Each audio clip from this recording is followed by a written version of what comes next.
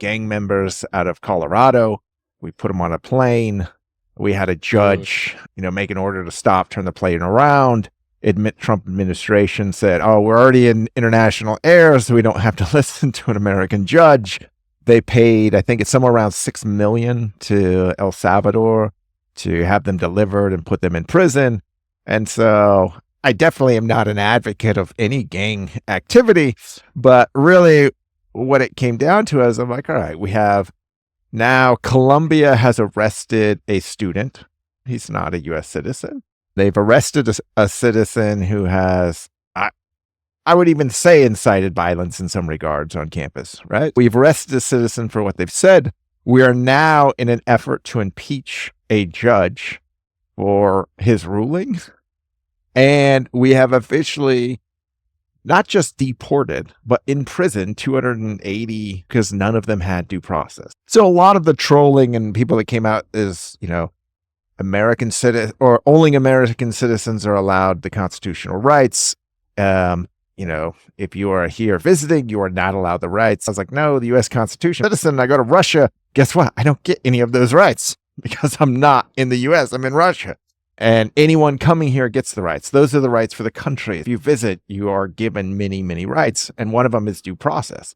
And so we have basically skipped all those. So I'd like to hear your take on those. Is that I do think anyone who is pitching for free speech prior and is now supportive of any of those three things is now leading a hypocritical argument, because these are definitely directly, stopping our rights for due process, stopping their stuff. But the issue with the gang members now, I did get some kickback, but I want to remember, Joe Biden, his son Hunter Biden, was convicted in court. It was the pardon that got him off. I think he should have served. I think the pardon is bad, especially when it's used for family and friends, but we need to change that in Congress. Trump was convicted in court. The gang members, none of them were convicted because none of them had due process. So we actually don't know if they were guilty of being gang members or not. We don't know that much about them.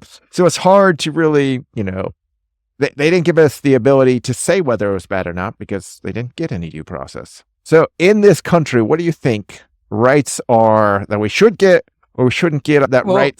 As a visitor to your country for 10 years, I have a very different experience to what your current reality is. So I'll give you examples. So there's things like that become present in the American psyche as soon as there's a camera pointed there with a political agenda. For example, is the kids in cages. So the kids in cages, they've always been in cages. That's in Texas. Yeah, there's quite a few, right? Yeah. But they've always been in cages. But it was only a problem through Trump's first administration, because as soon as Biden took over, nothing changed. They were still in cages, but America didn't care anymore, as if it wasn't happening anymore, because they want to believe it doesn't happen. As a visitor to your country, I can tell you, I don't believe that you have freedom of speech in America. I think it went away a long time ago. I think you have freedom of speech as long as it's publicly acceptable speech. I actually came back to Australia during 2020, during COVID, and I was surprised because the last time I had left Australia definitely had more freedom of speech, even though we don't have that as in our constitution. We don't have that as a protection. We as people just believe that, everyone has the right to be heard. And we may have got that from some kind of influence from America. But what I'm saying is when I went to America, I thought that that's what I would see in America. And at first, I believe I kind of saw it. That was only because I was with everyone else. And I quickly learned that no matter where I lived in America, if I didn't agree with that area's way of thinking, then there was no acceptance of me whatsoever. I had to fight a criminal. I was arrested for assaulting an officer, a county sheriff in.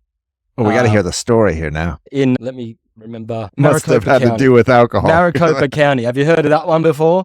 In Arizona. Maricopa County. Yeah, it's pretty dodgy. So I'm walking home. I just won a poker game. So I found a regular poker game at the local pub, Texas. No. A Texas few hundred Hold'em. bucks. Walking home with a Okay. few $100 bucks. It's one of those weekly poker leagues. So it's like a maybe $10, $20 start in, and then I took home that table, right? So I've had a couple of drinks. I had a good night, right? I'm almost home, but I'm in Arizona. There's no public transport. Everyone has an SUV and drives it 20 miles through the desert to get to nowhere. So I'm walking through that 20 miles to get back to my house. I'm around the corner from my house when 2 patrol cars pull up on me. I have an even longer beard than I have now. I'm talking in a foreign accent. I'm having a good time, laughing at the cops and telling them to get lost. Next thing I know, I wake Wait, up. how in a many prison drinks? cell Let's with my go back teeth to missing. how many drinks? A few, but not enough few. to not know what Okay. was going Okay. on. Like I Okay. was conscious until they beat the crap out of me. So, when I woke up, I didn't have teeth.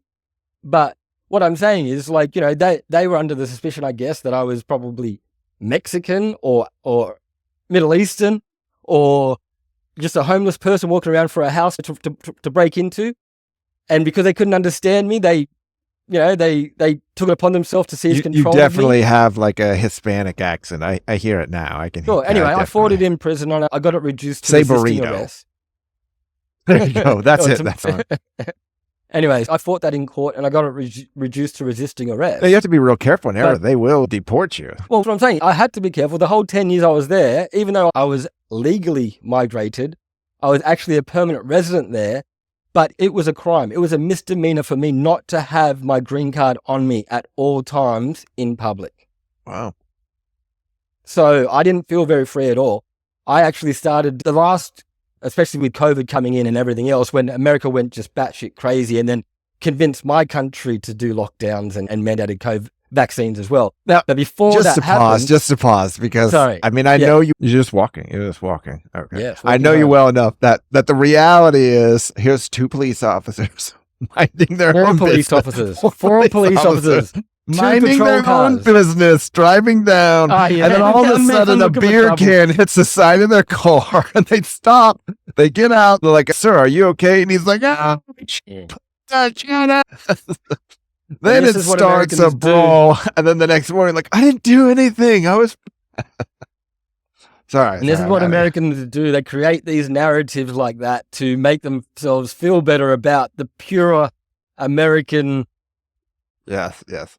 No, All right. all I'm saying is, I think, and then you compare that to a third country where the local sheriff. There has to be a balance somewhere in between that. I mean, But yeah, because I definitely, if you travel around, like I've been in Poland a lot. If you go to Poland, it's very religious. I mean, everything's closed on Sunday. Not too recent. It was right when the war started. I was walking down just south of Krakow. There's a border town, and I stayed there for a couple of weeks. I basically walked through this old town to take a picture of the border, and I was just going to send it to the team to say, hey, I'm real close to those who are in Ukraine. So then as I'm walking back this old little church, and as I get out, there's a border patrol that stops, and they're like, documents. I'm like, ah. So I end up getting handcuffed and held there for like an hour. It's freezing cold. But the point of this is that as, over that hour, a church let out. And I didn't know this little small church was full of elderly people who walk. They don't drive on Sunday. So, man, the amount of eyebrow beating I was given, like all of them are just like, yeah, if you were in church, this would have happened. I mean, it was Proves my point. Right. So that's exactly it, is that when you're in certain cultures, you do have to follow the cultural norms, but that's anywhere. That's not necessarily limiting rights, because if you do break a law, it is a punishment, deportation.